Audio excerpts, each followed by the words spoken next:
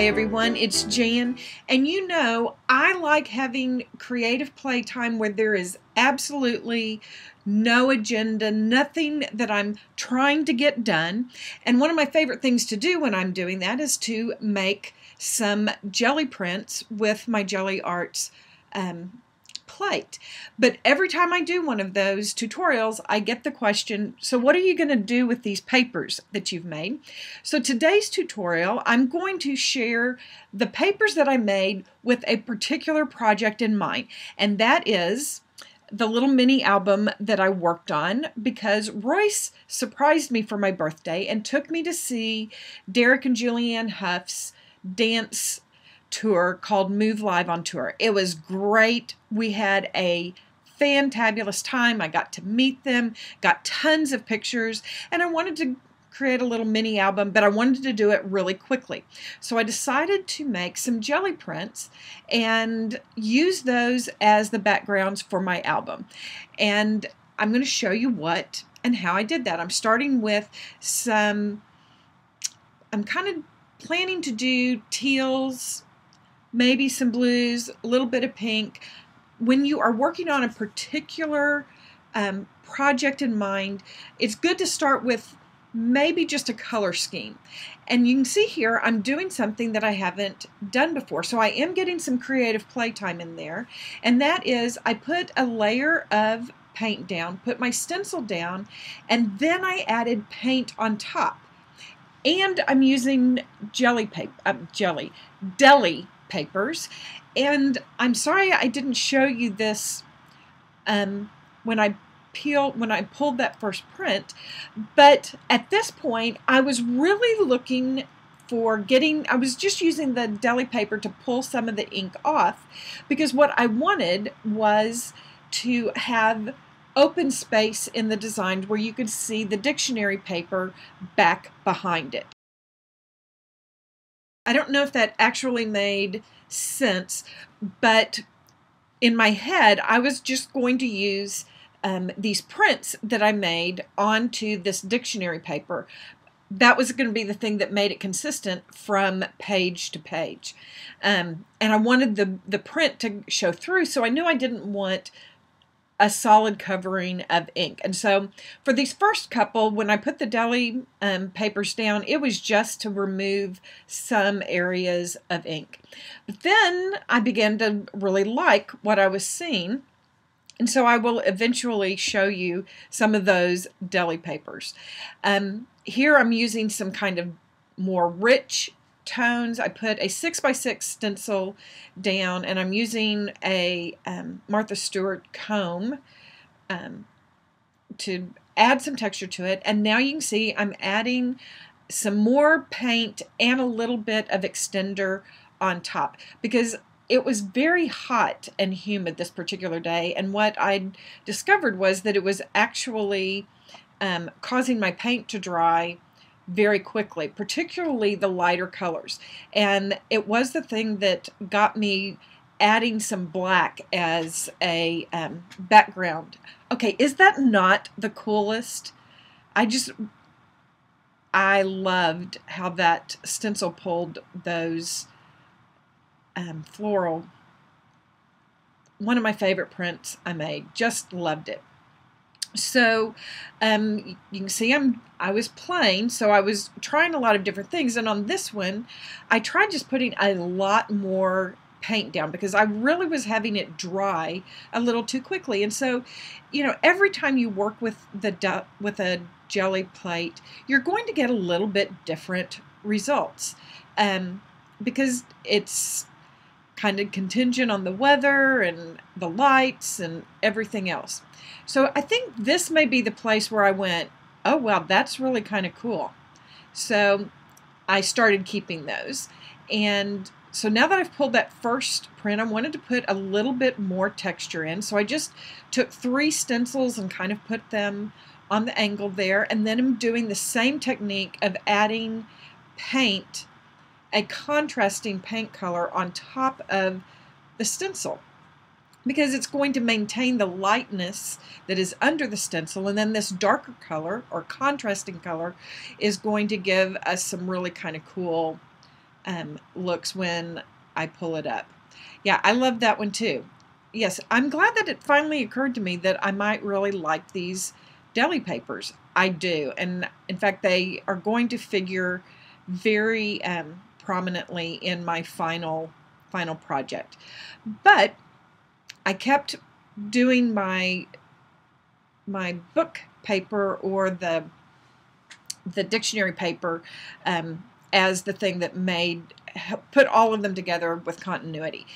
Now's when I realized, okay, the whites and the light colors are drying too fast. So if I really want to pull a cleanup print, and that's the print that you do after you take your first pull, and then you get the ghost print, and then if the paint has started to dry on to the plate, you can put a solid coloring of paint down on it. It will bond with the paint that is still on the plate, and you can pull a cleanup print.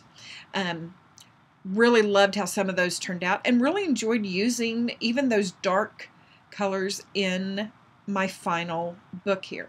And on this particular plate, I was trying to create a little bit of an ombre effect, going from the light down to the dark, and I'm just using a catalyst wedge to pull some lines into that, and then used this is another catalyst wedge. They are they're silicone, and they're not going to hurt your plate. You always want to be really careful. Anything that you're making marks in your ink on the plate, not to scratch it, because it'll become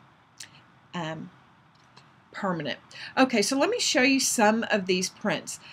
I ended up loving these deli prints, and they're transparent, and so I realized if I put them over dictionary paper, I would get that same cohesive look if I use them, but they have such a different quality to them than prints that are made on physical paper, as opposed to this deli paper. This is not wax paper.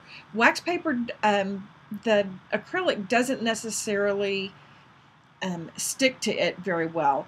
The deli papers are a dry wax, and I'm just kind of talking over and letting you see all of these different prints that I made. I had so much fun, and I've made several projects with these now, because now that I love these deli papers, I kind of came up with a fun thing to do. I'm going to make a 6x6 album, and when you have something like this where it's abstract, one of the things that can help you decide what part of the print you want to use is to create a black frame if they're basically light colors, and maybe a white frame for the ones that are dark, because then you can see what it will look like without the distraction of the rest of it. So I want to show you how I added these papers in here. Each 2-page, I used a physical the book paper, and then I also, on the opposite page, chose a complementary deli print and put just a unprinted page of the dictionary paper behind it. And that kept the look consistent, but it also gave you both views of the kinds of prints that we did. And I'm using all of them. So the ones that are paper, I just add them with my ATG gun. Then on the other side, I put down the unpainted dictionary paper. And my ATG is plenty strong for that. Had to decide if I needed it to be face up or sideways. But now I'm using some matte medium or some gel medium, and putting just a thin layer over that paper, and then I can put the deli paper on top of it. And I'm telling you, I literally sat down and made 3 more of these little books, and just put the pages in using a hotel key card to kind of smooth all of that out. Added a little bit of washi tape on some pages, and the backgrounds were ready. This was going to be predominantly pictures. So let's do a quick flip through my final project. Here on the front, I'm using some things from my stash. I took a picture from their Instagram account. They are so cute. And then I had these KI acrylic letters that I used for the move, and did a little on the edge, one of Tim Holtz on the edge dies, painted it up pink. Inside cover, I actually used one of the deli papers to make a pocket, just sewed it to the back page. Great place to put our VIP passes and an opening picture from the show there. There's me and my honey. Love him, and created a little hidden journaling place by making that a flip.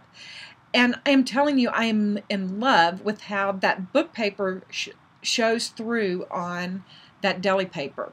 Totally in love with it. So fun. Very quick project to put together. So then I did kind of a 2-page that took some of the pictures of Julianne, and I used that deli print where I'd used the stencil of the girl, and loved how that turned out. And then here's Derek's page using more of those KI numbers.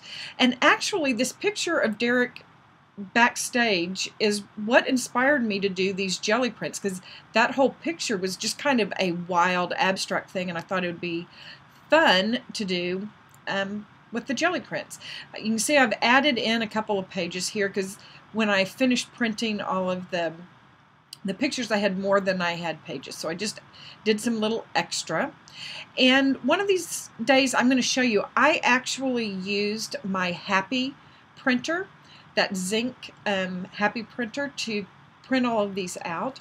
I had fun being on the design team when they were creating the infomercial, and totally love it, and I need to just get it out and do a little demo for you. Here are the guys. And here's the final, a picture that they posted after the event.